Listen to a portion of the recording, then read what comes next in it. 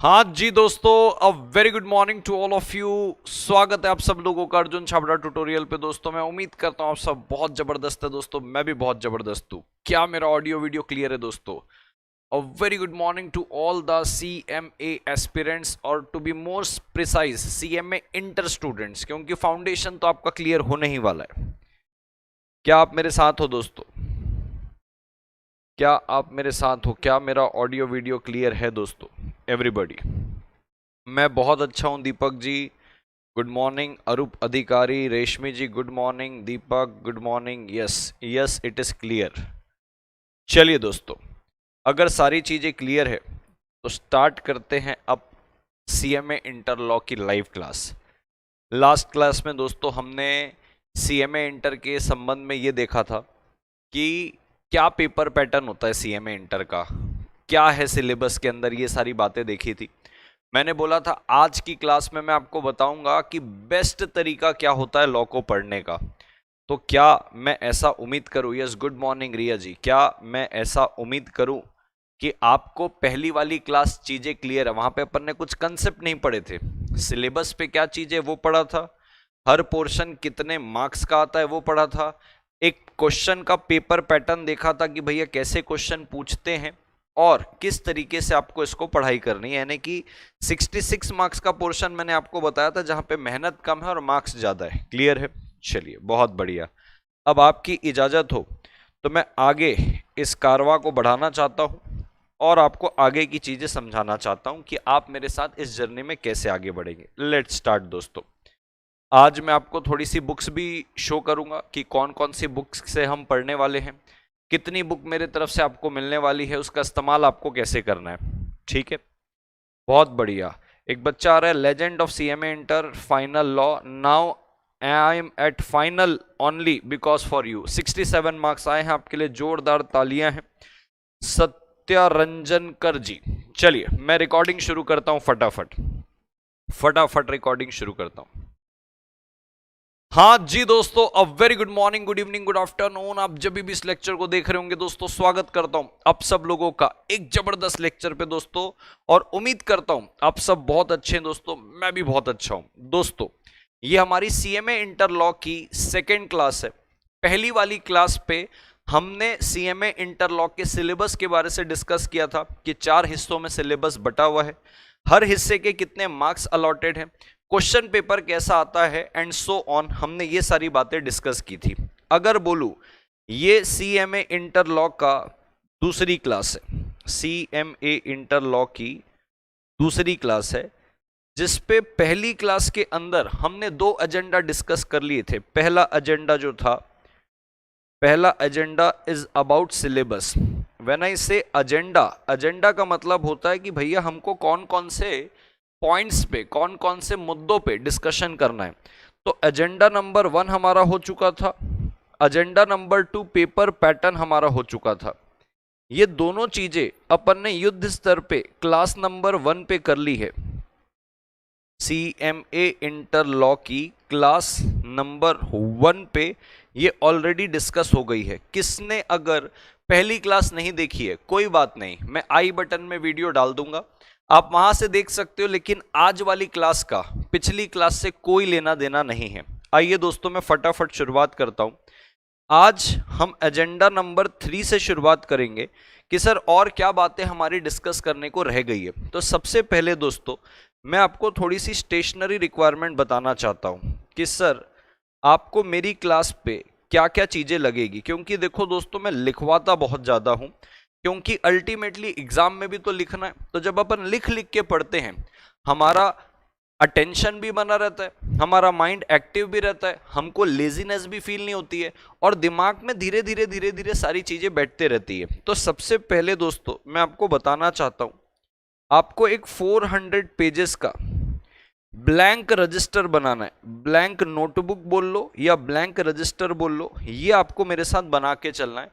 क्योंकि हम अपनी क्लास पे जितनी सारी चीजें लिखेंगे, चार्ट्स बनाएंगे, राइटिंग प्रैक्टिस करेंगे, किसी कंसेप्ट को समझने के लिए कुछ पॉइंट्स करेंगे, लूसिड इंटरप्रिटेशन करेंगे। व्हेन आई से लूसिड इंटरप्रिटेशन, इसका मतलब ये होता है जो एकदम टेक्निकल टॉपिक होता है ना, उसको जब इजी करके लिखते हैं उसको बोलते हैं लूसिड इंटरप्रिटेशन। ठीक है सर। दूसरा आपको क्या लगेगा, 3 कलर के आपको पेन लेके चलने हैं साथ में। अगर आप देखोगे तो मैं मोटा मोटा 3 कलर यूज करता हूं, एक ब्लैक, एक ब्लू और एक रेड। तो आपको भी ये 3 कलर के पेन रखने हैं। एक तो रेड कलर का पेन रखना है, दूसरा एक तो ब्लैक कलर का पेन रखना है, और तीसरा जो है वो ब्लू कलर का पेन रखना है। सर ये क्यों है सर? कुछ चीजें बेटा कॉन्ट्रास्टिंग होके जब आप समझते हो ना कि रेड है यानी कि इंपॉर्टेंट है, कुछ ब्लैक है, तो आप अलग से समझ पाते हो कि हाँ भाई कुछ टेक्निकल कीवर्ड्स है जिसको अपने को एग्जाम तक लेके जाना है, इसलिए अलग अलग अपने को रखना है। हो सके तो एक आध हाइलाइटर रख लेना, हाइलाइटर की बहुत ज्यादा ऐसा जरूरत नहीं पड़ती है, सम टाइम्स लग सकती है। ठीक है सर।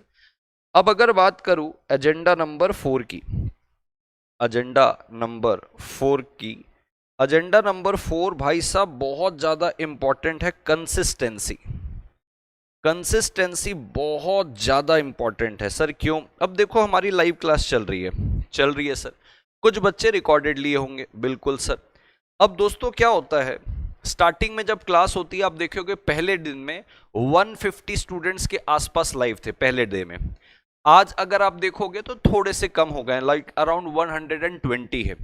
तीसरे दिन में और कम हो जाएगा, चौथे दिन में और कम हो जाएगा, पांचवें दिन में और कम हो जाएगा।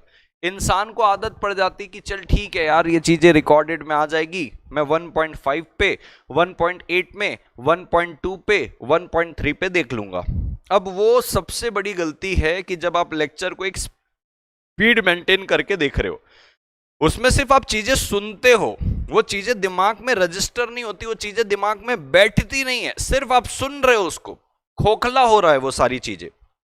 तो कंसिस्टेंसी इतनी जरूरी है दोस्तों कि अगर आपने लाइव क्लास पे इनरोल किया है तो जब तक लाइव क्लास चलेगी आपको ये कसम खानी है कि जब तक इमरजेंसी की सिचुएशन नहीं आ जाती, जब तक मरने की परिस्थिति नहीं आ जाती, जब तक घर पे कोई अड़चन नहीं आ जाती, तब तक ना तो मैं सर का साथ छोड़ूंगा ना तो सर मेरा साथ छोड़ेंगे।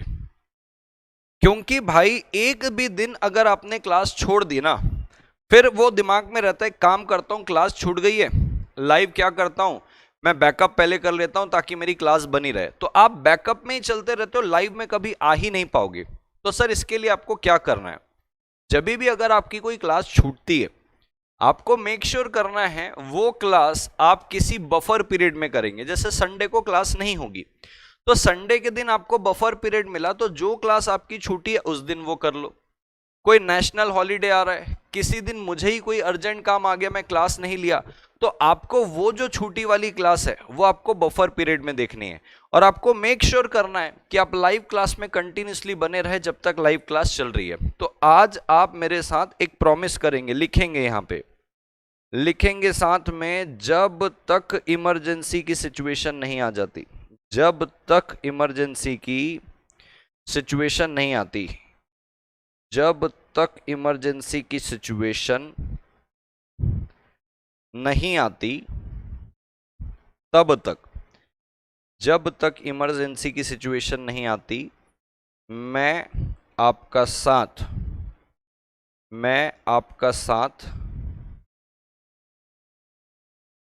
नहीं छोड़ूंगा, मैं आपका साथ नहीं छोड़ूंगा, बराबर है ना आप मेरा साथ छोड़ेंगे।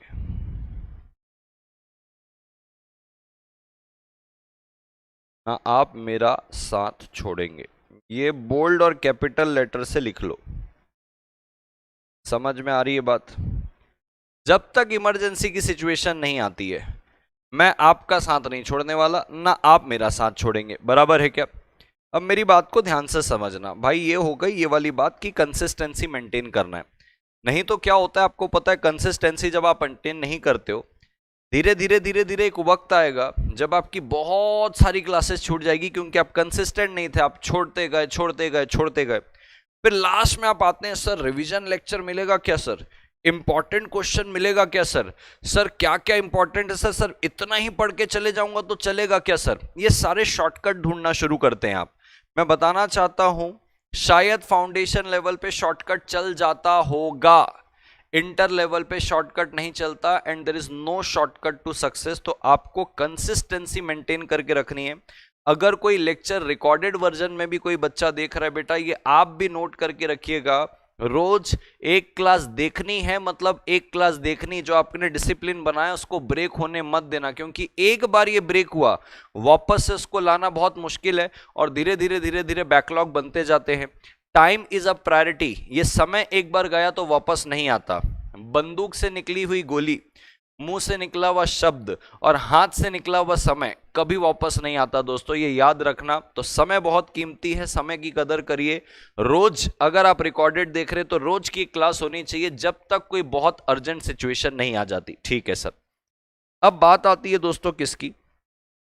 एजेंडा नंबर अपना कौन सा डिस्कस हो गया? 4। अपन चलते हैं 5 में। जितने भी इस ग्रुप के, मतलब इस बैच में जितने भी लोग इनरोल करेंगे, ठीक है, मैंने आपको ऑलरेडी इनरोलमेंट के बारे से बताया हुआ है कि एक अर्ली बर्ड डिस्काउंट चल रहा है। आप अभी से अगर इनरोल कर लेते हैं तो आपको 1000 रुपीज ऑफ मिलता है, and so on. Last class में भी बताया था, आप कॉल करके भी पूछ सकते हैं। तो टेलीग्राम ग्रुप मिलेगा आपको मेल पे, अभी मेल नहीं आया होगा क्योंकि अभी एडमिशन के प्रोसेस चल रहे हैं। एक टेलीग्राम ग्रुप आपको मिलेगा, इस टेलीग्राम ग्रुप को आपको मैंडेटरीली ज्वाइन करना है। इस पे कोई अपडेट आ रहे हैं, मैं यूट्यूब पे कोई मैराथन लेने वाला हूं, यूट्यूब पे कोई रिवीजन लेने वाला हूं, आपके एग्जाम से 1.5-2 महीने पहले सुपर 50 या सुपर 70 क्वेश्चन लेने वाला हूं, इंस्टीट्यूट नए मॉडल क्वेश्चन पेपर निकालती है वो लेने वाला हूं। ये सारी चीजें जो है इस ग्रुप के अंदर अपडेट होगी, आपको मेल आएगा, मेल पे लिंक रहेगी, वहीं आप ज्वाइन करेंगे। और बताना चाहता हूं, हम इसको ऑन रिक्वेस्ट रखते हैं। ऑन रिक्वेस्ट का मतलब जब आप लिंक को क्लिक करेंगे और जैसे ही आप ज्वाइन करने की कोशिश करेंगे, आप अपने से ज्वाइन नहीं होंगे, हम अपने डेटाबेस में देखते हैं कि ये बच्चा हमारे से इनरोल हुआ है क्या, उसके बाद ही हम उसकी रिक्वेस्ट एक्सेप्ट करते हैं। क्योंकि कुछ नादान, कुछ बदमाश बच्चे जिनको ये नहीं पता कि अगर मैं ये लिंक किसी और से शेयर करूंगा, जितने ज्यादा लोग उस ग्रुप पे रहेंगे उतनी ज्यादा फालतू बातें उस ग्रुप के अंदर होगी, उसको अपनी भलाई के बारे से नहीं पता होता है, वो शेयर कर देता है अपने दोस्तों के साथ, कहता है आइए तुम भी ज्वाइन हो जाइए। हम उन स्टूडेंट को इसके अंदर एक्सेप्ट ही नहीं करते जो हमारे डेटाबेस में है ही नहीं। तो आप अपना जो नाम रहेगा वो चिंटू, पिंटू, मोनू, सोनू मत डालना, बाबू, सोना, एंजल, प्रिया, ये सारे नाम मत डालना, किंग अर्जुन, किंग फलाना मत डालना। आपका जिस नाम से आपने एनरोलमेंट किया है उस नाम से आप टेलीग्राम ग्रुप के अकाउंट से इसको ज्वाइन करना, तो ही हम आपकी रिक्वेस्ट को उस पर एक्सेप्ट करते हैं। यहाँ पे टोटल आपके बडी रहेंगे, सारे बडी वो जो इस बैच के अंदर एनरोल हैं, जो सीएमए इंटर की एक्सक्लूसिव क्लास इससे ले रहे हैं, तो ये आपको ज्वाइन करना है। अब आज पे अपने पास आता है बात, जो मैंने आपको बोला था लास्ट क्लास पे कि आपको मैं ये सिखाऊंगा, that is approach to learn law. Best approach क्या होती है? Approach to learn law. Law को लर्न करने का या लॉ को सीखने का या लॉ को इंटरप्रिटेट करने का बेस्ट तरीका क्या होता है? Best approach to learn law. Best approach to learn law. क्या आप मेरे साथ हो दोस्तों? क्या आपको मैं ये अप्रोच सिखाना शुरू कर दूं? मजा आएगा आपको, बहुत ज्यादा मजा आएगा आपको ये पूरी की पूरी अप्रोच सीखने में। क्या आप मेरे साथ हो दोस्तों? तो आज भी मैं आपका कोई सिलेबस नहीं शुरू कर रहा हूं, आज तो मैं आपको बता रहा हूं कि किस तरीके से आपको लॉ को पढ़ना चाहिए। मैं आपको किस एनालिसिस के साथ, कौन सी डेप्थ के साथ लॉ सिखाने वाला हूं, क्योंकि ये जो लॉ है आपको लगता बड़ा थ्योरेटिकल है, लेकिन ये बहुत प्रैक्टिकल है। ये आपके प्रैक्टिकल लाइफ में सीएमए बनने के बाद आपके कॉर्पोरेट वर्ल्ड में, आपके प्रैक्टिस में और आपके डे टू डे लाइफ में बहुत ज्यादा काम आने वाला है। तो आइए दोस्तों, जब मैं आपको बेस्ट वे सिखा रहा हूं तो मैं एक लॉ से शुरू करता हूं जो आप ही के पोर्शन में है, इंडस्ट्रियल लॉ। इंडस्ट्रियल लॉ जो सेक्शन नंबर बी पे है आपके सीएमए इंटर लॉ के सिलेबस में, जो 15 मार्क्स का आपका कवरेज रखता है, जिसको प्यार से लेबर लॉ भी बोला जाता है, प्यार से लेबर लॉ भी बोला जाता है। मैं वहां से इसकी शुरुआत कर रहा हूं, लेबर लॉ से। उसके अंदर एक चैप्टर है factories act, and I am again repeating, मैं आज आपका कोई सिलेबस शुरू नहीं कर रहा हूं, मैं आज कोई इंडस्ट्रियल लॉ और लेबर लॉ से शुरुआत नहीं कर रहा हूं। मैं सिर्फ और सिर्फ फैक्ट्रीज एक्ट, लेबर लॉ के अंदर जो फैक्ट्रीज एक्ट 1948 है, मैं सिर्फ और सिर्फ इस टॉपिक को इसलिए उठा रहा हूं ताकि मैं आपको best way to learn law सिखा सकूं, मेरा इंटरप्रिटेशन सिखा सकूं, मेरे एनालिसिस आपको सिखा सकूं। तो दोस्तों, जैसे नाम पे लिखा हुआ है फैक्ट्रीज एक्ट 1948, तो बड़ा क्लियर बात कर रहा है कि भैया ये जो एक्ट है, ये जो कानून है, किसके ऊपर लगेगा? फैक्ट्री के ऊपर। अब दोस्तों, इस एक्ट का जो पर्पस है, इस एक्ट का क्या पर्पस है, ये कानून को क्यों बनाया गया है? तो भैया फैक्ट्री के अंदर काम करते हैं वर्कर, तो मैं बताना चाहता हूं ये जो पर्पस है इस फैक्ट्रीज एक्ट का, ये वर्कर की हेल्थ को ध्यान रखने के लिए है, वर्कर की सेफ्टी को ध्यान रखने के लिए है और वर्कर के वेलफेयर के लिए है। यानी कि सर, इस फैक्ट्री के अंदर जितने भी वर्कर काम करते हैं उनकी हेल्थ का ख्याल रखने के लिए, उनकी सेफ्टी का ख्याल रखने के लिए और उनके वेलफेयर के लिए, यानी कि उनकी वेलबींग के लिए, उनका अच्छा करने के लिए इस फैक्ट्रीज एक्ट 1948 को बनाया गया। अब आइए मैं थोड़ा ब्रीफ कर दूं इस एक्ट का, ताकि आप इसको अच्छे से समझ पाए। दोस्तों, अगर आप ध्यान देंगे तो यहां पे लिखता है 1948, भारत आजाद हुआ 1947 में, उसके जस्ट एक साल बाद इस एक्ट को लाया गया। अब सोचो ये क्यों लाया गया? दोस्तों, जैसे ही भारत आजाद हुआ तो जो ग्रीडी बिजनेसमैन है, लालची बिजनेसमैन जो होते थे, जो बड़ी बड़ी फैक्ट्री चलाते थे, बड़ी बड़ी इंडस्ट्री चलाते थे, कोई कांच की फैक्ट्री चला रहा है यानी कि कांच की बोतलें बना रहा है, कोई टेक्सटाइल इंडस्ट्री के अंदर था तो वो कपड़े बनाता था, कोई पैकिंग इंडस्ट्री में है तो वो पैकिंग कर रहा है, कोई प्रिंटिंग इंडस्ट्री में तो प्रिंट वाले उस पे है। तो ऐसे करके बहुत सारी फैक्ट्रियां आजादी के बाद जब पिक्चर पे आई, तो जितने भी मालिक होते थे फैक्ट्री के, वो वर्कर को एक तरीके से स्लेव जैसे ट्रीट करते थे। स्लेव यानी कि गुलाम बना के। कैसे सर? सुबह 7 बजे वर्कर आ रहा है और रात को 8 बजे 9 बजे तक उसको काम कराया जाता था।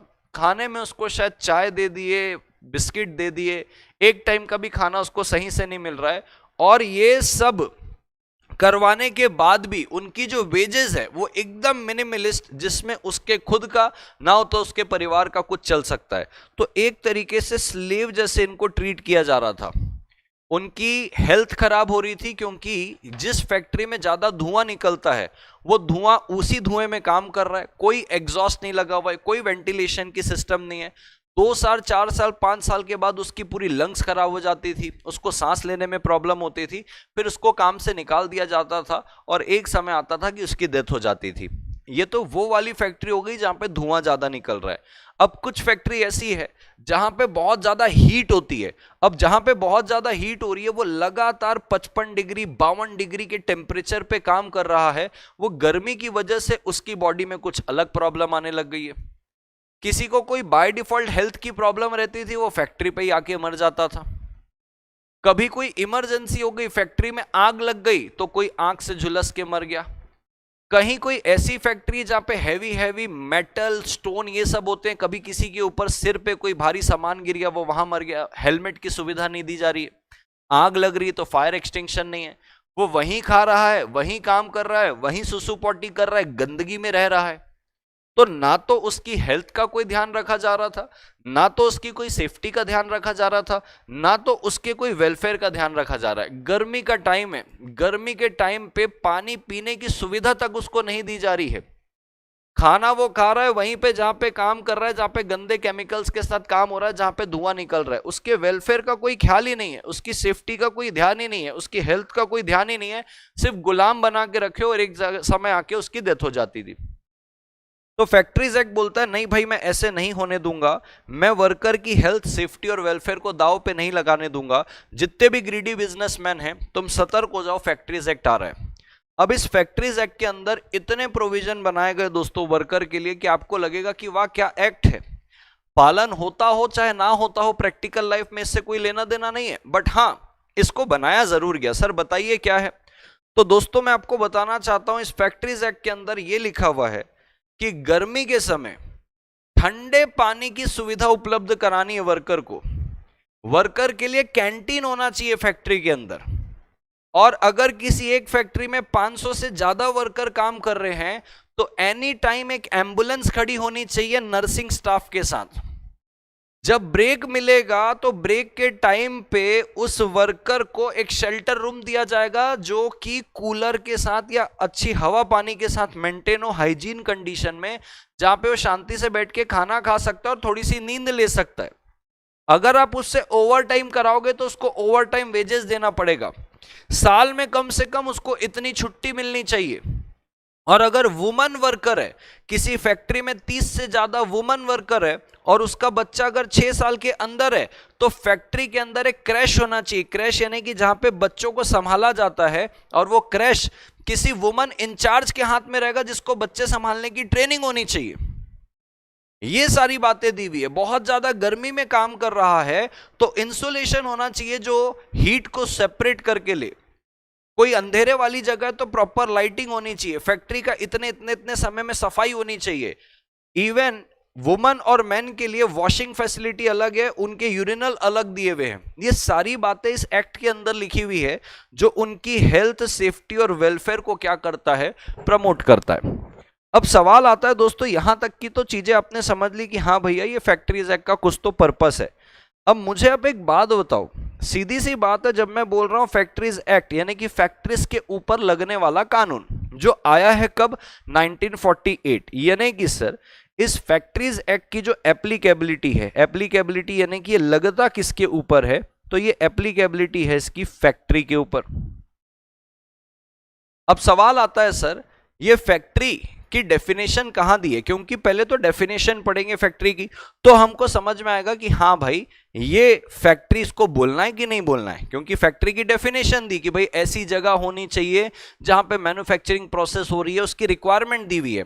तो मैं आपको बताना चाहता हूं दोस्तों, फैक्ट्री की डेफिनेशन दी है सेक्शन 2 क्लॉज नंबर M के अंदर। और मैं ये उम्मीद कर रहा हूं कि जो जो चीजें मैं स्क्रीन में आपके साथ साथ लिखते जा रहा हूं, आप भी मेरे साथ साथ साथ में लिखते जा रहे हैं। आइए दोस्तों, मैं सबसे पहले आपको फैक्ट्री की डेफिनेशन पढ़ाता हूं जो सेक्शन 2 क्लॉज M के अंदर दी हुई है, और उसके बेसिस पे मैं आपको लॉ पढ़ने का एक जबरदस्त तरीका सिखाऊंगा कि वाह सर, आप बोलोगे कि मजा आ गया सर फैक्ट्री की डेफिनेशन पढ़ के, इसी इंटरप्रिटेशन से हमको पूरा लॉ पढ़ाइएगा। आइए दोस्तों, फैक्ट्री की डेफिनेशन मैं आपको बताता हूं और मैं उम्मीद करता हूं कि आप साथ साथ में लिख रहे होंगे। तो दोस्तों कहता है फैक्ट्री का मतलब होता है एनी प्रीमाइसेस, एनी प्रीमाइसेस। अब आपके दिमाग में आया होगा सर प्रीमाइसेस का मतलब क्या है, तो मैं आपको बताना चाहता हूं प्रीमाइसेस का मतलब होता है प्लेस, ऐसी कोई भी जगह, any premises, any premises including precincts. अब आपके दिमाग में आएगा सर कि प्रीसिंट्स किसको बोलते हैं, प्रीसिंट्स, बराबर है।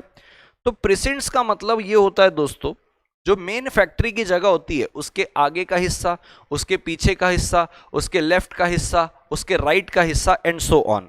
आपको मैं दिखाना चाहता हूं कि मैं किसको प्रीसिंट्स बोल रहा हूं, जस्ट अ मोमेंट, आपको थोड़ा सा आइडिया लग जाएगा। ये देखिए दोस्तों, मैं आपके सामने पेश कर रहा हूं एक फोटो। अब अगर आप देखोगे इस फोटो के अंदर दोस्तों ये फैक्ट्री है, ठीक है, वहां पे भी फैक्ट्री, यहां पे भी फैक्ट्री, यहां पे कुछ प्रोसेस चलता होगा, यहां पे कुछ प्रोसेस। तो उसके आजू बाजू का जितना एरिया, जैसे ये वाला एरिया हो गया, ये जो पीछे का, इसको बोलते प्रीसिंट्स। ये पूरा प्रीसिंट्स है, जो आने जाने का रास्ता है, फैक्ट्री के पीछे का रास्ता, आगे का रास्ता, ये वाले जो हिस्सा है, अगर आप देखोगे एंट्रेंस एरिया, ये देखो ये फैक्ट्री का एंट्रेंस एरिया है।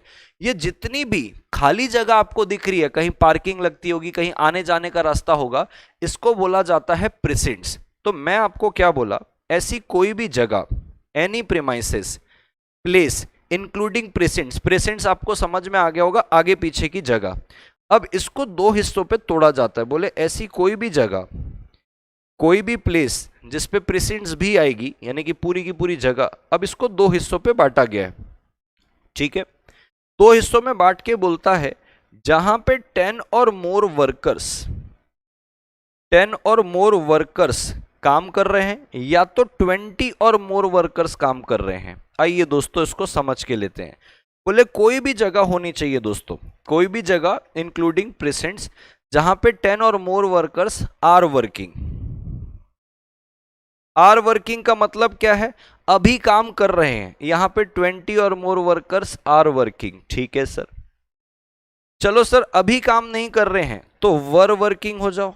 वर वर्किंग यानी कि आज तो काम नहीं कर रहे हैं, आमतौर पर काम करते हैं। पिछले हफ्ते भर से वहां पे काम चल रहा था, हफ्ते भर से काम बंद है। आर वर्किंग यानी कि प्रेजेंटली काम कर रहे हैं, और यहां पे क्या आ जाएगा, वर वर्किंग। ठीक है सर। सर ये 10 और 20 का क्या रोल है, अभी मैं आपको बताऊंगा। और फिर कहता है ऑन एनी डे, कहता है ऑन एनी डे। आज 10 और उससे ज्यादा लोग काम कर रहे हैं, या 10 और ज्यादा लोग पहले काम करते थे किसी भी दिन में, यानी कि हफ्ते भर पहले काम कर ही रहे थे। और यहां पे भी लिखता है on any day, any day यानी कि भाई किसी भी दिन, बरोबर है क्या, प्रीसीडिंग 12 मंथ। यानी कि सर ऑन एनी डे जब आप बोल रहे हो तो एनी डे कब देखेंगे, प्रीसीडिंग 12 मंथ, पिछले 12 महीनों में किसी भी दिन, किसी भी दिन, एक दिन भी अगर काम कर रहे होगे उसको बोला जाएगा any day, preceding 12 month, preceding 12 months. अच्छी बात है सर, ये 12 महीने की बात हुई। ठीक है सर, यहां तक हुआ। 10 और मोर वर्कर आपने बोला, यहां पे 20 और मोर वर्कर आज या तो पहले काम कर रहे थे किसी भी दिन पिछले 12 महीने में, हाँ कि सर। अब आगे बढ़ते हैं और बोले क्या कर रहे हैं वो लोग, मैन्युफैक्चरिंग प्रोसेस चल रही है वहां पे, क्या चल रही है, मैन्युफैक्चरिंग प्रोसेस, मैन्युफैक्चरिंग प्रोसेस,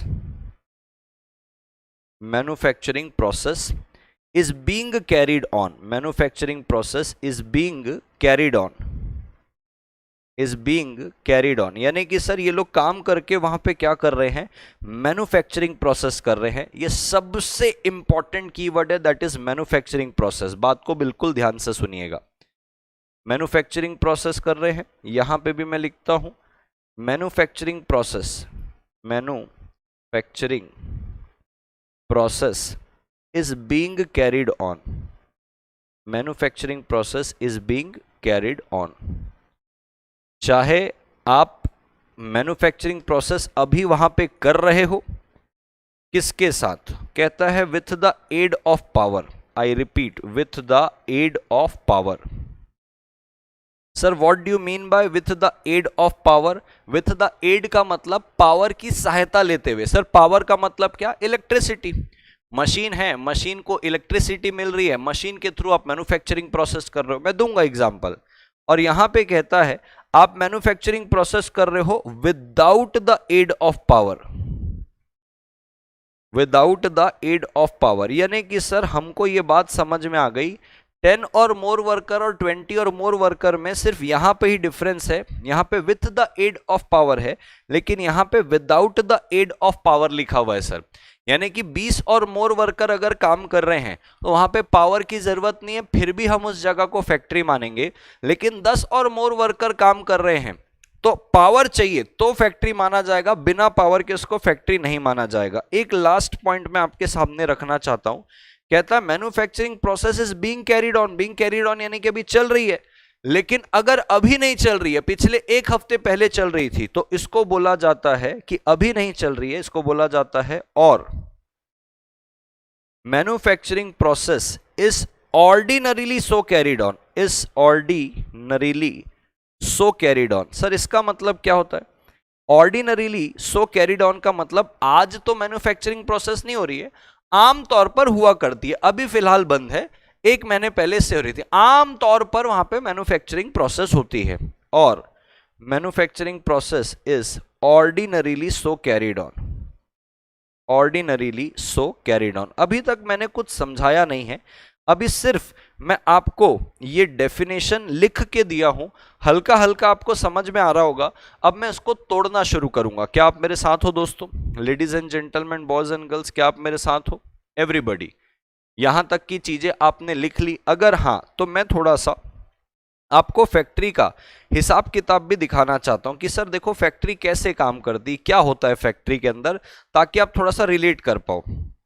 मेरी बात को बिल्कुल ध्यान से सुनना, एक ही सेकेंड। ये मैंने आपको एक फैक्ट्री का हिसाब किताब दिखाया, ये देखिए, ये होती है दोस्तों फैक्ट्री। अगर आप देखोगे फैक्ट्री का हुलिया कैसा होता है, यहां पे ये लोग पैर पोछ बना रहे, पैर पोछ यानी कि जो घर के एंट्री पे रखते हैं ना, पैर पोछने वाला, आप देख रहोगे कि मशीन वशीन लगी, ताकि आपको मैं फैक्ट्री की हिसाब किताब समझा सकूं। एक ही सेकेंड, मैं थोड़ा सा और आपको फैक्ट्री का अगर हिसाब किताब समझाना चाहूं, जस्ट अ मोमेंट दोस्तों, एक ही सेकेंड। फैक्ट्री का अगर और हिसाब किताब समझाना चाहूं तो देखो इस प्रकार से कुछ फैक्ट्री काम करती है, ये देखिएगा, ठीक है, बात को ध्यान से सुनिएगा, मैं थोड़ा सा आगे बढ़ा रहा हूं। ये देखो, ये फैक्ट्री है दोस्तों, जहां पे इतना बड़ा लोहा है, ऊपर इतना बड़ा मशीन है जो उसको ठोक ठोक के कहीं ना कहीं उसको शेप देने का काम कर रही है। अब देखो, ये झुलसता हुआ गर्म लोहा है जिसको अलग अलग इक्विपमेंट से वो उठा रहे हैं, हेलमेट पहने हुए हैं। अब देखो कितना खतरनाक तरीके से वो उसको शेपिंग देने का काम कर रहा है। थोड़ी सी भी चूक हो गई, किसी का हाथ जल सकता है, किसी को चोट लग सकती है। अब देखो, ये बंदा टोपी पहना हुआ है, इसका हेलमेट किधर है? कोई सामान अगर ऊपर से गिर गया तो इसका सर तो खुल ही जाएगा। तो मैं आपको ये फैक्ट्री का माहौल बता रहा हूं कि देखो इस तरीके से काम होता है। अब ये देखो, ये वर्कर का शेल्टर रूम है। शेल्टर रूम का मतलब जहां पे आराम कर रहे हैं। आप देख पा रहे हो कंबल ओढ़े हुए हैं, नीचे गद्दा तक नहीं है, एक दरी बिछी हुई है। इस हालत में इनको रखा जाता है। और मैं आपको कुछ चीजें दिखाना चाहता हूं। ये वाली फैक्ट्री का आप हिसाब किताब देखिएगा। ये देखो, ये गरम गरम कुछ लोहा पिघलाने की कोशिश कर रहे हैं। अब इस पे क्या होगा देखना। ये गरम लोहा है, अचानक से देखो वो पूरा का पूरा फट जाता है, नीचे गिर जाता है। ये तो लोग भाग गए, नहीं तो यहां पे इनके हाथ पैर जलने की, इनके पूरे शरीर जलने की संभावना थी। देखो कितना हीट में है वो। और थोड़ा आगे बढ़ाऊं, ये देखो, ये गरम चीजें डाल रहा था, यानी कि गरम पिघलता हुआ लोहा किसी उस पे डाल रहा था बर्नर में, और वो पूरा का पूरा नीचे गिर गया। अब तुम खुद सोचो, यहां पे अगर कोई व्यक्ति होता, यहां पे अगर कोई व्यक्ति होता तो जल जाता। अब ये वाली देखो, ये फैक्ट्री है, फैक्ट्री में एक गलती हुई, पूरे के पूरे सामान गिर गए। और आपने अगर नोटिस किया होगा, यहां पे देखो एक बंदा वहां पे खड़ा हुआ है जो वो फैक्ट्री पे लोडिंग अनलोडिंग का काम कर रही है। देखो उसकी एक टक्कर हुई, उसी के ऊपर पूरा सामान गिर गया। तो भाई ये एक गलती जो होनी थी, उसकी वजह से देखो उसकी जान तक भी जा सकती है। थोड़ा सा और आगे आप जाओगे, देखो ये लोग फैक्ट्री में काम कर रहे हैं, अचानक से ऊपर से एक सामान गिरा, देखो भाग गए। किसी के भी सिर पे अगर गिर गया होता तो उसका सर खुल गया होता। अब यहां पे अगर आप देखोगे, वहां पे देखो मिक्स हो रही है चीजें, ये देखो यहां पे मिक्स हो रही है, अचानक से वो फट गया। तो भाई जब जब ऐसी कोई आग लग रही है, फट रहा है, सारा कार्यक्रम यहां पे चल रहा है, इनकी सेफ्टी वेलफेयर के लिए आपने क्या किया है? इसी के लिए हमने फैक्ट्रीज एक्ट को बनाया हुआ है। ठीक है सर, फैक्ट्रीज एक्ट बना, हमको समझ में आया। फैक्ट्रीज एक्ट फैक्ट्री के ऊपर लगता है, ये भी समझा। आपने हमको फैक्ट्री की डेफिनेशन भी बताई सर। अब मैं थोड़ा थोड़ा आपको आगे लेके चलता हूं और आपको अलग अलग लेवल पे सवाल पूछूंगा। आपको मुझे यही बताना है कि क्या इस अलग अलग लेवल पे इसको फैक्ट्री मानना है कि नहीं। आपको मैंने जितनी भी बातें अभी पढ़ाई ना लिखा के, अब मैं आपसे अलग अलग सवाल पूछूंगा और आपको यही बताना है कि ये फैक्ट्री है कि नहीं है। मेरी बात को ध्यान से सुनना, क्योंकि इसी फैक्ट्रीज के ऊपर फैक्ट्रीज एक्ट लगेगा। ये मैंने आपको डेफिनेशन बताया, मैं डेफिनेशन एक बार रिपीट करता हूं और अलग अलग क्वेश्चन आपसे पूछूंगा। कोई भी जगह, एनी प्रीमाइसेस इंक्लूडिंग प्रीसिडेंट्स, यानी कि आगे पीछे की जगह, जहां पे 10 और मोर वर्कर काम कर रहे हैं, तो 10 और मोर वर्कर को आपको किसके साथ जोड़ना है? With the aid of power के साथ जोड़ना है। Sir with the aid of power वो क्या कर रहे हैं? मैन्युफैक्चरिंग प्रोसेस या तो आज या तो आम तौर पर करते हैं। कब सर? पिछले 12 महीनों में किसी भी दिन में, पिछले 12 महीनों में किसी भी दिन में।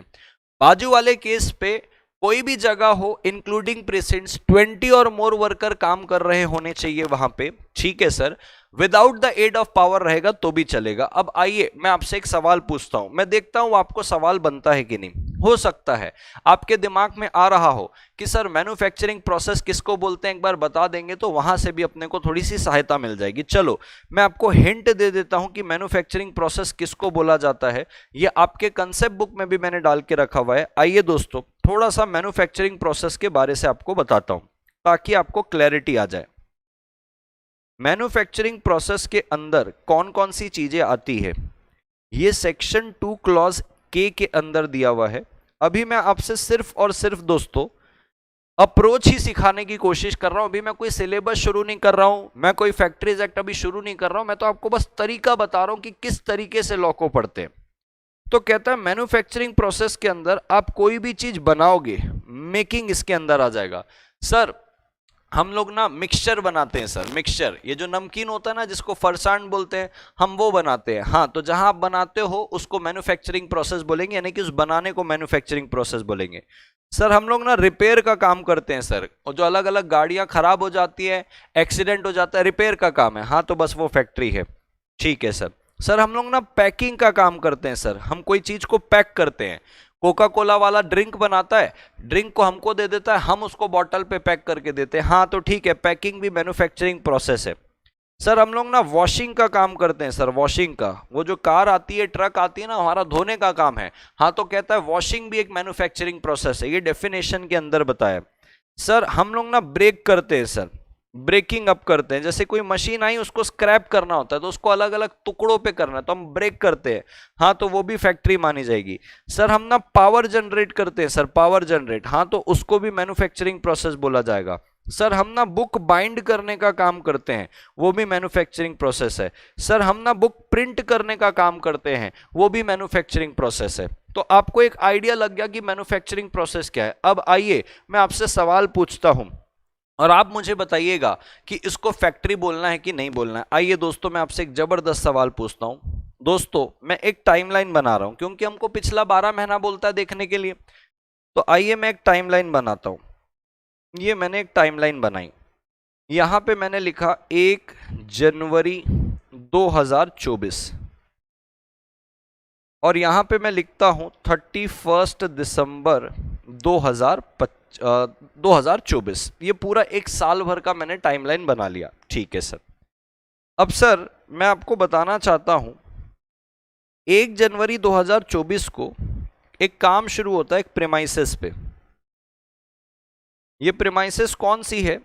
ये प्रेमाइसेस पुणे के अंदर है, जहां से मैं अभी बैठ के पढ़ा रहा हूं।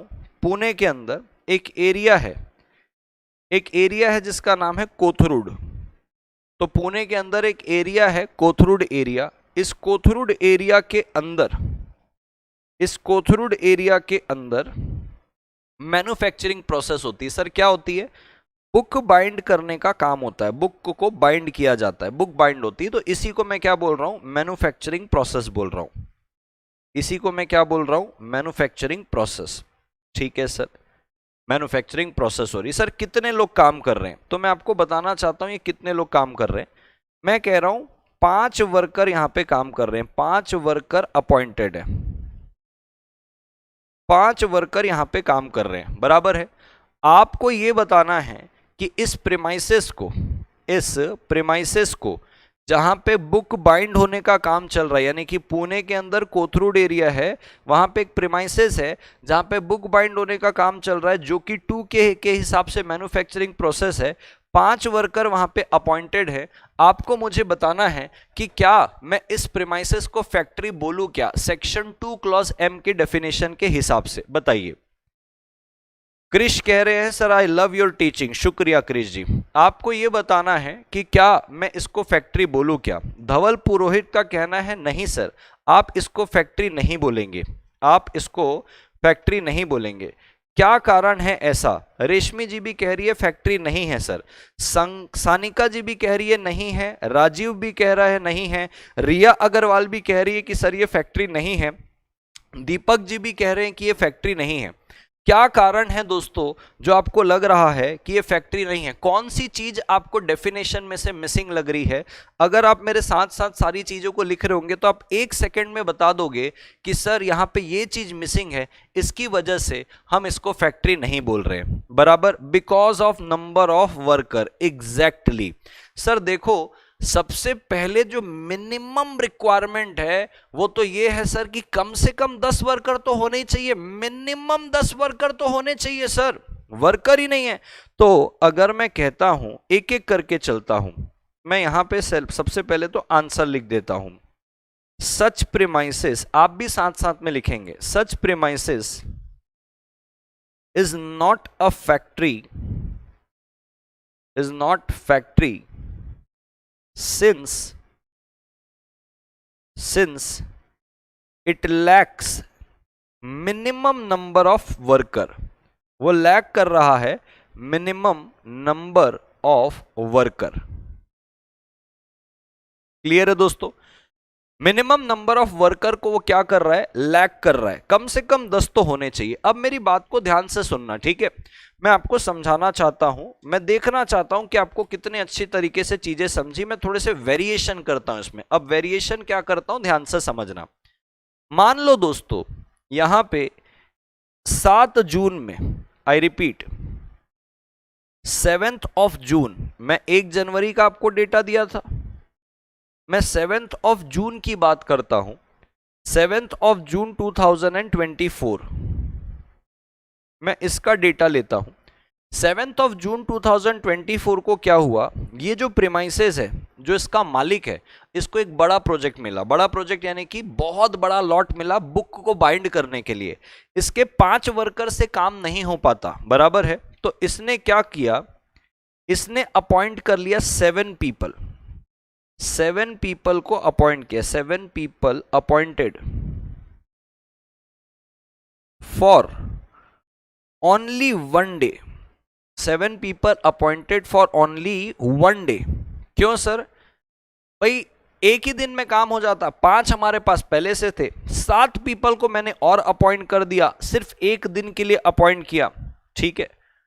टोटल कितने हो गए, टोटल 12 वर्कर्स हो गए, टोटल 12 वर्कर्स हो गए। अब आपके दिमाग में आ रहा होगा सर, अब हमको ये बता दो कि 7 जून को जब आपने 7 पीपल सिर्फ ओनली 1 डे के लिए किए, टोटल 12 वर्कर हो गए। अब ये लोग बुक बाइंडिंग करने का काम कर रहे हैं, बराबर है, किसका काम कर रहे हैं, बुक बाइंडिंग करने का काम कर रहे हैं। टोटल 12 वर्कर हो गए। अब बताइए क्या अब इसको मैं फैक्ट्री बोलूंगा क्या, अब बताइए क्या मैं इसको फैक्ट्री बोलूंगा क्या, फटाफट बताइए क्या मैं इसको फैक्ट्री बोलूंगा क्या। अभी देखो, आप लोगों ने, दीपक ने हाँ बोला, धवल ने हाँ बोला, गौरव ने मना किया, रिया भी हाँ बोल रही है, राजीव सिंह भी मना कर रहे हैं, राजीव सिंह मना कर रहे हैं। एग्जैक्टली मेरे को अखिलेश दुबे का आंसर सबसे अच्छा लगा। अखिलेश दुबे का आंसर मेरे को इसलिए अच्छा लगा, कहता है sir depend on the electricity, यानी कि डिपेंड ऑन पावर। मैंने तो कहीं बताया ही नहीं कि पावर का इस्तेमाल हो रहा है कि नहीं हो रहा है करके, मैंने कहीं बताया पावर के बारे से। बुक बाइंड कर रहे हैं मैंने बोला, अब इलेक्ट्रिसिटी यानी कि पावर का इस्तेमाल कर रहे हैं कि नहीं कर रहे हैं, ये तो अपने को नहीं पता चला, ये तो अपने को कहीं पे भी डेटा पे नहीं दिया हुआ है, ये तो मैंने क्वेश्चन में ही नहीं दिया हुआ है।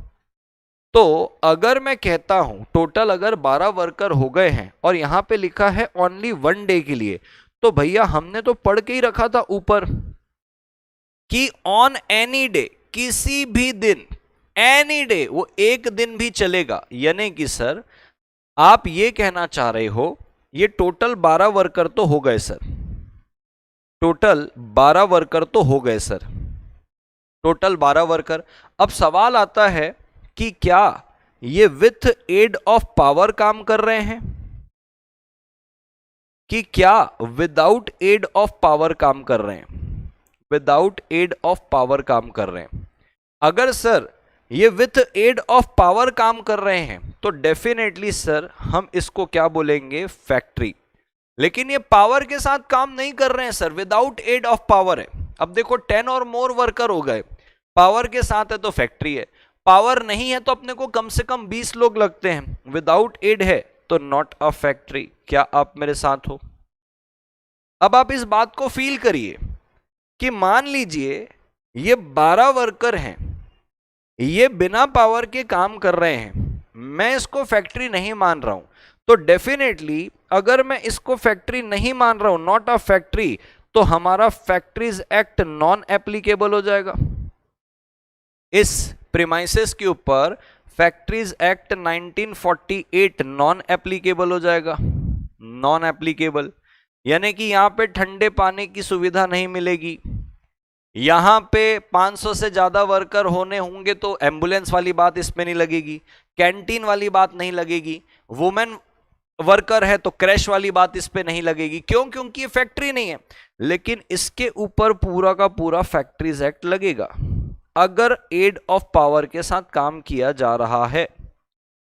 यहां पे फैक्ट्रीज एक्ट क्या हो जाएगा, एप्लीकेबल हो जाएगा। क्या आप मेरे साथ हो दोस्तों? क्या आप मेरे साथ हो? क्या आपको ये चीज क्लियर हो गई? अगर यहां तक की बातें क्लियर हुई तो मैं थोड़ा सा आगे आपको और लेके जाना चाहता हूं और थोड़ा वेरिएशन करके समझाना चाहता हूं, देखता हूं आपको समझ में आता है कि नहीं आता है। बराबर है? मैं थोड़ा सा वेरिएशन करके आपको और समझाना चाहता हूं और देखता हूं आपको समझ में आता है कि नहीं आता है। अब दोस्तों मैं थोड़ा सा अगर आगे और जाऊं, जैसे मैंने आपको बताया कि 7 पीपल को अपॉइंट किया गया है, बराबर 7 पीपल मैंने बोला था, और मैंने आपको कोई डेटा नहीं दिया था कि पावर के साथ काम हो रहा है कि नहीं हो रहा है, और मैंने बोला एक ही दिन के लिए हुआ था। अब मैं 7 की जगह यहां पे लिख देता हूं और करके 15 पीपल। 15 पीपल को अपॉइंट किया गया सिर्फ एक दिन के लिए। 15 पीपल को अपॉइंट किया गया सिर्फ एक दिन के लिए। 5 ऑलरेडी थे, 7 जून को 15 लोगों को और अपॉइंट किया गया सिर्फ एक दिन के लिए, बुक बाइंड करने के लिए। और अभी भी मैं आपको कोई डेटा नहीं दे रहा हूं कि पावर है कि नहीं है। अब बताइए कि ये फैक्ट्री है कि नहीं है। अब बताइए कि ये फैक्ट्री है कि नहीं है। 7 पीपल और 15 पीपल मैंने लिखा है कि भैया 7 पीपल और 15 पीपल, बराबर। और मैं अभी भी आपको नहीं बता रहा हूं, मैं क्या पहले 7 अपॉइंट कर रहे थे, 5 ऑलरेडी थे, 7 अपॉइंट के तो 12 हुए। अब मैं आपको बता रहा हूं पहले 5 थे, अब मैंने 15 अपॉइंट किए। क्या अब ये फैक्ट्री है? हाँ सर फैक्ट्री है। सर आपने पावर के बारे से तो कुछ बताया नहीं। अरे 20 और मोर वर्कर के केस पे हम पावर नहीं भी रहता है तो भी क्या बोलते हैं? फैक्ट्री। क्यों? क्योंकि 20 और मोर वर्कर है, वर्कर ज्यादा हो गए ना, भले पावर नहीं है तो पावर की जगह वर्कर अपना पावर चला रहे हैं। तो भैया यहां तो सीधी सी बात है, मैं यहां पे विथ एड और विदाउट एड देखूंगा ही नहीं, मैं सीधा सीधा इसको क्या बोलूंगा? फैक्ट्री। अब सवाल आता है दोस्त, सवाल आता है कि सर मैं फैक्ट्री किसको बोल रहा हूं?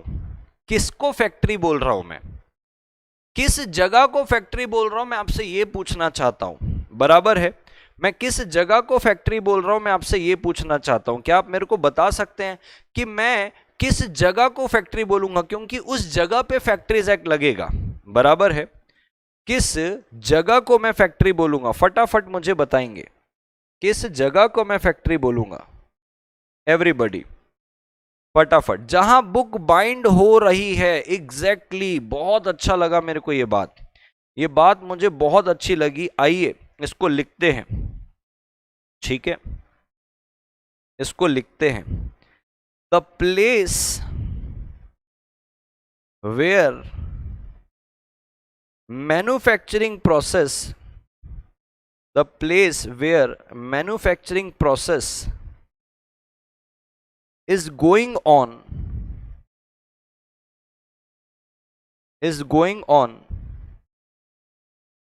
such place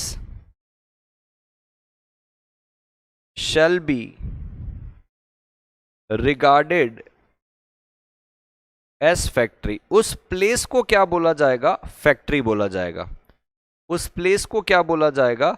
फैक्ट्री बोला जाएगा। क्या आप मेरे साथ हो दोस्तों? क्या आपको यहां तक की बात समझ में आ गई है? अगर हां तो मैं थोड़ा सा आपको और आगे लेके जाना चाहता हूं कि भैया चलो यहां तक की बात तो आपको समझ में आ गई है। बढ़ जाऊं मैं जीवन पे आगे थोड़ा सा? मैं क्या थोड़ा सा जीवन पे आगे बढ़ जाऊं? फटाफट मुझे बताइएगा। चलिए आगे बढ़ते हैं जीवन में।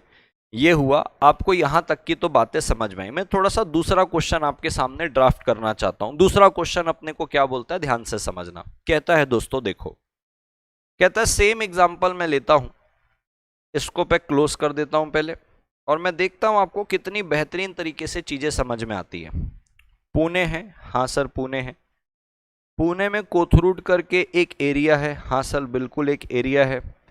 कोथरूड एरिया के अंदर एक परमार बिल्डिंग है, परमार बिल्डिंग है, बराबर है? Parmar building, Parmar building 10 floor की बिल्डिंग है। परमार बिल्डिंग, परमार बिल्डिंग के सेकेंड फ्लोर पे ऑफिस नंबर 88 में, परमार बिल्डिंग के सेकेंड फ्लोर पे ऑफिस नंबर 88 पे, आई रिपीट ऑफिस नंबर 88 पे प्रिंटिंग का काम चल रहा है। प्रिंटिंग होती है, Pune Kothrud area, Parmar building, second floor पे, ऑफिस नंबर 88 पे प्रिंटिंग का काम चलता है। ठीक है सर। सर ये प्रिंटिंग कितने लोग मिलके कर रहे हैं? 40 वर्कर हैं। 40 वर्कर हैं। 40 वर्कर विथ पावर काम कर रहे हैं, क्योंकि सर प्रिंटिंग के लिए बड़ी बड़ी मशीन लगती है, तो मशीन के लिए इलेक्ट्रिसिटी लगती है। तो 40 वर्कर काम कर रहे हैं, विथ पावर काम कर रहे हैं, प्रिंटिंग वाला। ठीक है सर। सर ये बुक ना प्रिंट होती है, प्रिंट होने के बाद ये जाती है आउटसाइड ऑफिस 88। ऑफिस 88 के आउटसाइड जाती है। ऑफिस 88 के आउटसाइड जाके आती ग्राउंड फ्लोर पे। ग्राउंड फ्लोर पे आई।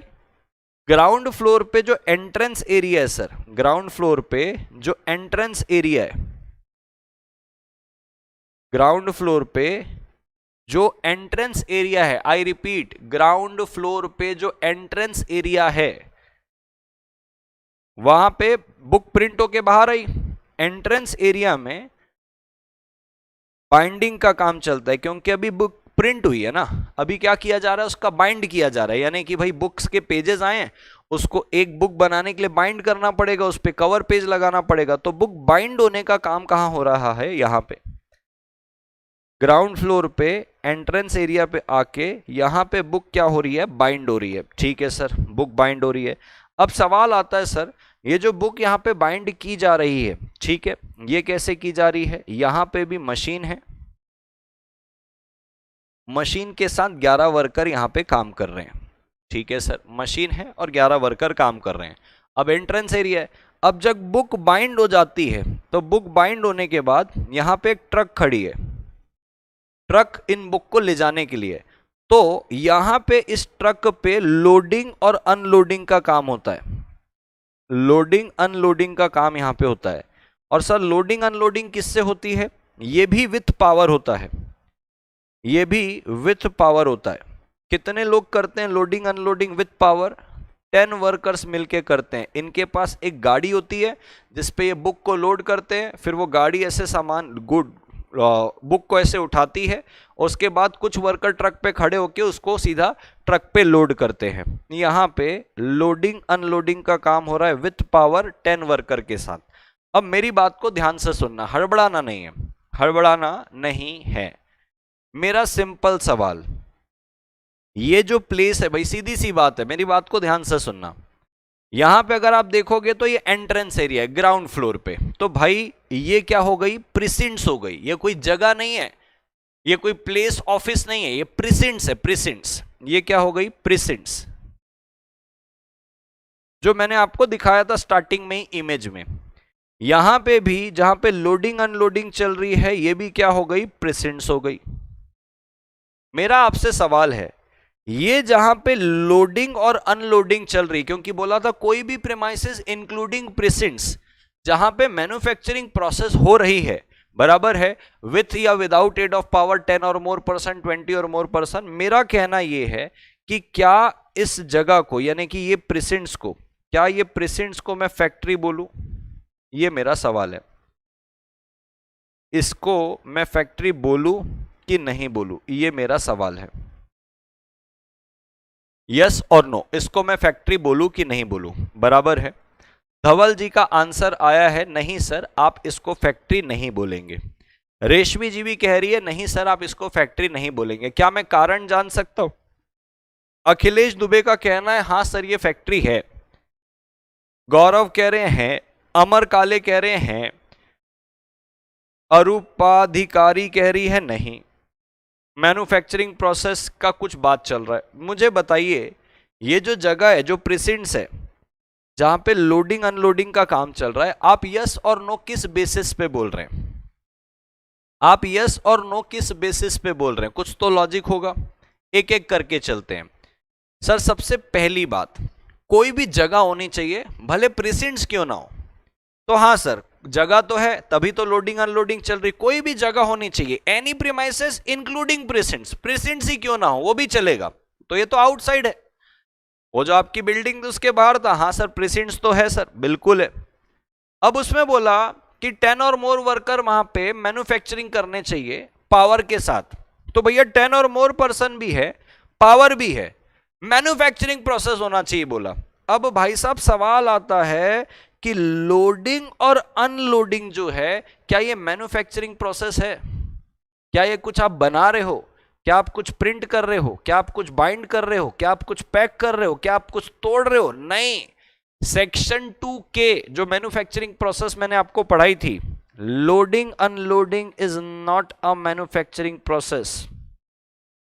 Loading unloading is not a manufacturing process.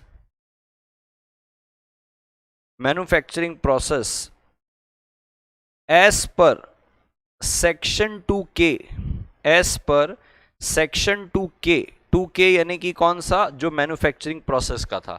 तो जब ये मैन्युफैक्चरिंग प्रोसेस ही नहीं है, ये सब कंडीशन पूरी कर रही है सिर्फ मैन्युफैक्चरिंग प्रोसेस को छोड़कर, क्या सर कोई जगह है? हाँ। भले प्रेसिडेंट्स है? हाँ है। 10 और मोर वर्कर काम कर रहे हैं? कर रहे हैं। पावर के साथ काम कर रहे हैं? कर रहे हैं। पिछले 12 महीने में किसी भी दिन कर रहे हैं? मैं कह रहा हूं रोज कर रहे हैं। लेकिन बात आ रही क्या मैन्युफैक्चरिंग प्रोसेस है क्या? बोले नहीं भाई साहब, loading unloading is not a manufacturing process.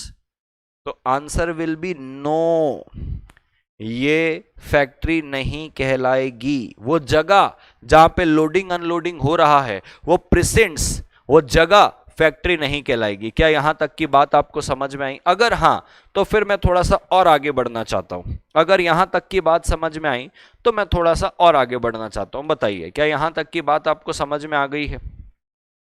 यानी कि सर इस जगह पे कोई भी सेफ्टी इक्विपमेंट रखने की जरूरत नहीं है क्योंकि ये फैक्ट्री नहीं है। इस जगह में कितनी गर्मी हो, ठंडे पानी की सुविधा रखने की जरूरत नहीं है। इवन आप बिलीव नहीं करोगे, स्पिटून्स होते हैं ना जहां पे थूका जाता है, वो तक के प्रावधान है फैक्ट्री एक्ट के अंदर कि फैक्ट्री के आसपास थूकदान होने चाहिए। कि गुटखा खाएगा, बोलो जुबान केसरी बोल के थूकेगा, बराबर है क्या? तो जहां पे थूकेगा वहां पे स्पिटून होना चाहिए, तो यहां पे स्पिटून की भी जरूरत नहीं है। ठीक है सर, अब मेरी बात को ध्यान से सुनना। मैंने कहा जब ये आउटसाइड ऑफिस नंबर 88 जाता है ग्राउंड फ्लोर के एंट्रेंस एरिया में, एंट्रेंस एरिया में बुक बाइंडिंग का काम चलता है।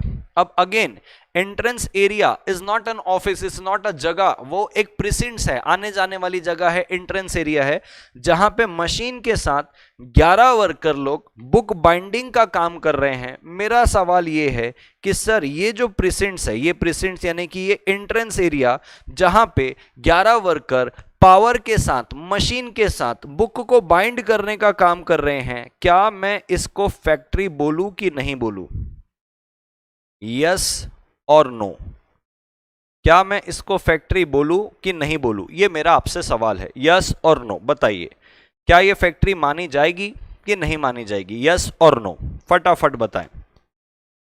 ठीक है, यहां पे कई लोगों ने नो नो करके आंसर दिया, जैसे अरूपाधिकारी ने नो बोला, दीपक ने मना किया, बट बाकी लोग हां बोल रहे हैं। जो हां बोल रहे हैं उनका ही आंसर सही है। पूछो क्यों? अगेन मैं डेफिनेशन बोलता हूं, बोले कोई भी प्रीमाइसेस हो, भले प्रिसिंट्स क्यों ना हो, प्रिसिंट्स भी चलेगा।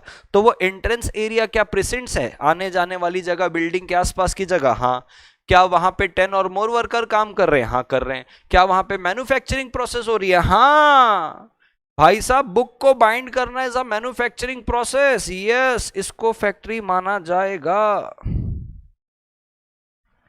इसको फैक्ट्री माना जाएगा। क्या आप मेरे साथ हो? वहां पे मैन्युफैक्चरिंग प्रोसेस हो रही है सर, वहां पे मैन्युफैक्चरिंग प्रोसेस हो रही है। बहुत अच्छी बात है सर। चलिए ये भी हो गया, और थोड़ा सा आगे बढ़ते हैं। अब सवाल आता है सर, फाइनली ये वाली जगह, ये वाली जगह, ये जो सर परमार बिल्डिंग में सेकेंड फ्लोर ऑफिस नंबर 88 जहां पे प्रिंटिंग का काम चल रहा है, ये वाली जगह, ये जो जगह है सर, ये इसको फैक्ट्री मानना है कि नहीं मानना है?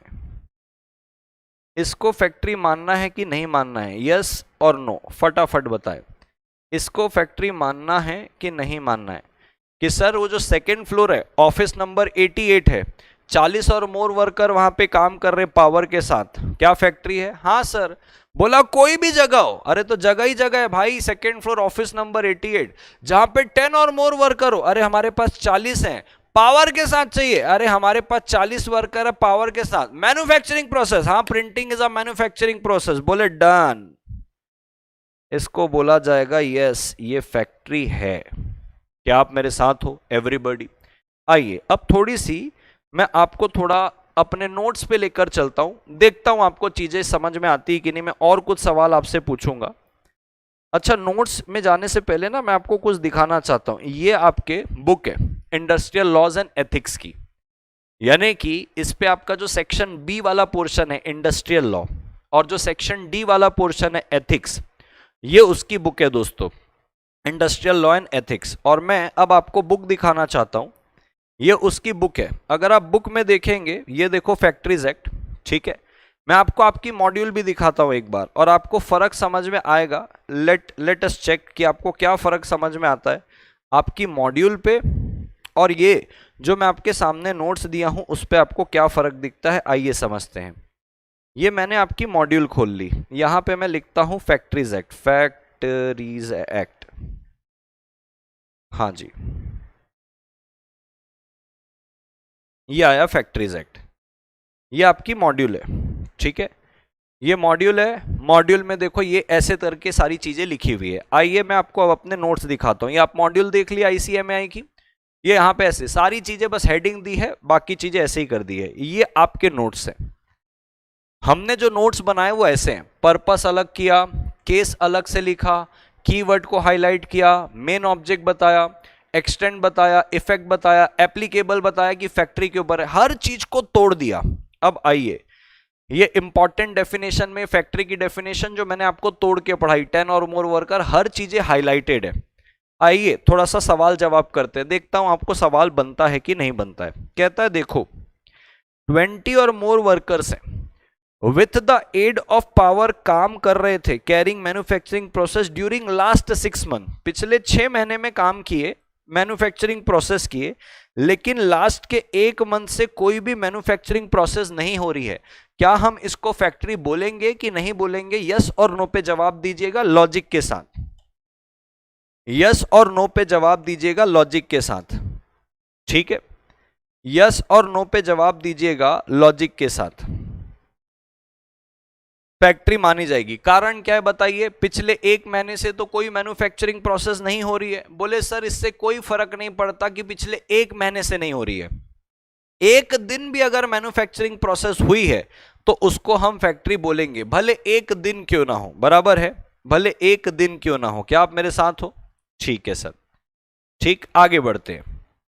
अब कहता है देखो ये लोडिंग अनलोडिंग वाली बात तो मैंने आपको बता दी कि लोडिंग अनलोडिंग मैन्युफैक्चरिंग प्रोसेस नहीं है, ठीक है।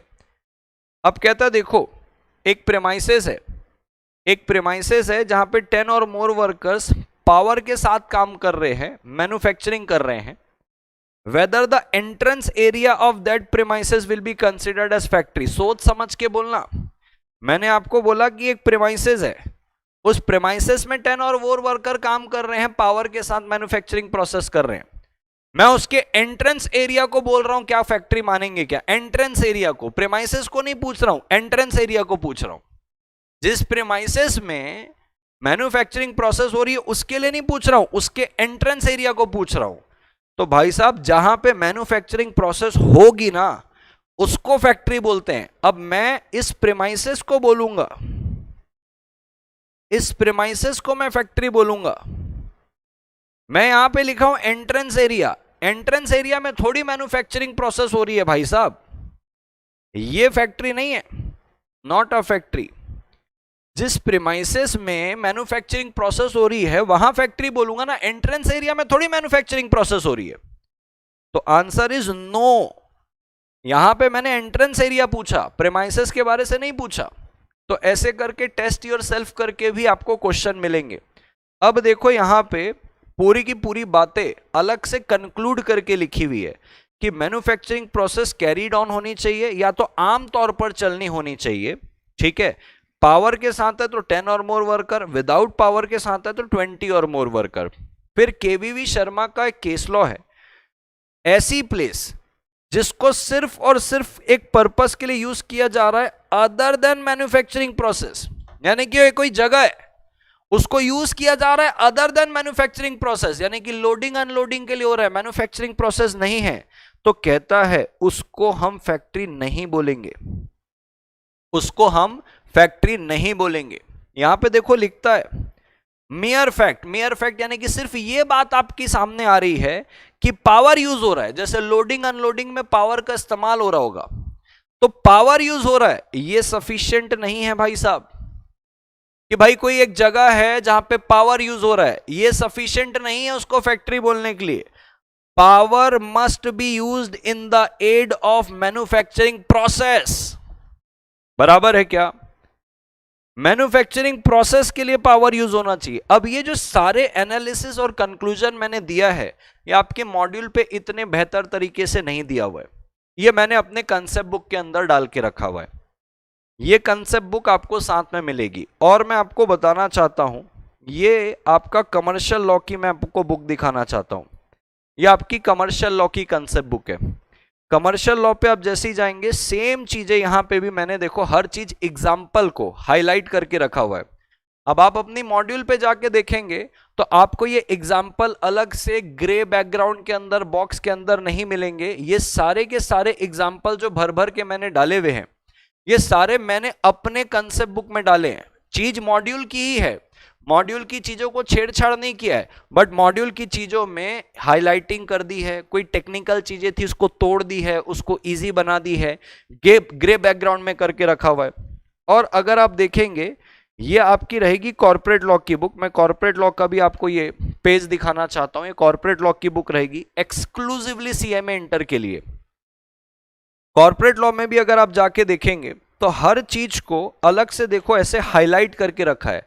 आप मॉड्यूल पे जाके देखें तो पैराग्राफ पैराग्राफ में दे दिया है, कोई भी चीज को ऐसे सजा के नहीं दिया है, तो हर चीज को तोड़ ताड़ दिया है, हर चीज को यहां पे सजा दिया है। और मैं आपको बताना चाहता हूं दोस्तों, ये 3 बुक हुई, एक लास्ट बुक मेरी तरफ से आपको जो मिलती है वो मिलती है आपका एमसीक्यू बुकलेट, दिखाना चाहता हूं मैं आपको, जिसको हम प्यार से क्वेश्चन बैंक भी बोलते हैं। ये question bank and MCQ bank आपको मिलता है। इस पे इंस्टीट्यूट के जितने भी एमसीक्यू और जितने भी क्वेश्चन अब तक इंस्टीट्यूट ने पूछे हैं, ये सारी चीजें इसके अंदर कवर है। आइए मैं आपको दिखाना चाहता हूं, ठीक है सर। आप हैंड रिटन नोट्स भी करवाते हो, तो बेटा यही तो वो हैंड रिटन नोट्स है। 400 पन्नों की कॉपी क्यों बनाने बोला हूं? क्योंकि मैं हैंड रिटन नोट्स बनवाऊंगा इसीलिए, बराबर है। ये आपका क्वेश्चन बैंक है। हर क्वेश्चन को मैंने यहाँ पे देखो ग्रे से पीछे बैकग्राउंड को हाईलाइट किया हुआ है। जहां जहां मुझे लगता है कि आंसर टेक्निकल है, वहां पे ऐसे साइड हेडिंग करके तोड़ के रखा हुआ है। इसमें इंस्टीट्यूट के सारे past exam paper, MTP, RTP, model question paper, और लास्ट पे आपको दिखेगा एमसीक्यू। ये लास्ट पे आपको एमसीक्यू दिखता है। ये पूरे एमसीक्यू विथ आंसर्स के साथ यहाँ पे हमने कवर किए हुए। सो दोस्तों, दैट्स ऑल फॉर टुडे। मैं उम्मीद करता हूं आपको क्लास बहुत अच्छी लगी होगी। अगर लगी है तो मुझे कमेंट बॉक्स में बताइएगा वीडियो खत्म होने के बाद। और मैं एक बार आपको वापस से बताना चाहता हूं दोस्तों, हमारा अर्ली बर्ड ऑफर चल रहा है, आपको ये बात पता होगी। अर्ली बर्ड ऑफर चल रहा है। आप रिजल्ट के पहले अगर क्लासेस ले लेते हो तो 5500 रुपीज पे आपको ये क्लास मिल जाएगी, जबकि इसकी ओरिजिनल कॉस्ट 6500 है। रिजल्ट के पहले अगर आप लेते हो तो आपको ये 5500 में मिल जाएगा, यही लाइव लेक्चर और ये सारे बुक्स के साथ। इनरोल करने के लिए दोस्तों 6262621438 में कांटेक्ट कर लो, या 9552521438 पे कॉल कर लो। यहाँ पे जो काउंसलर है वो खुद सीएमए फाइनल के हैं। या तो आप arjunchhabra.tutorial.com में जाके वेबसाइट से भी क्या कर सकते हो, इनरोल कर सकते हो। और अगर आपको डाउट है कि भाई पता नहीं मैं पास होऊंगा कि नहीं होऊंगा फाउंडेशन, तो आप ₹699 दे के अपनी सीट बुक करो। सीट बुक करने में क्या होगा, आपने अभी सीट बुक की, मान लो आप फेल हो जाते हो तो आपको ये पैसे वापस कर दिए जाएंगे। पास हो जाते हो तो आपको रिमेनिंग 5300 पे करना है, यानी कि तब भी आपको टोटल 6000 ही पे करना पड़ेगा, 500 रुपए फिर भी बच जाएंगे। लेकिन रिजल्ट के बाद ही अगर आप इनरोल करते हो तब तो यही प्राइस रहने वाला है, दैट इज 6500।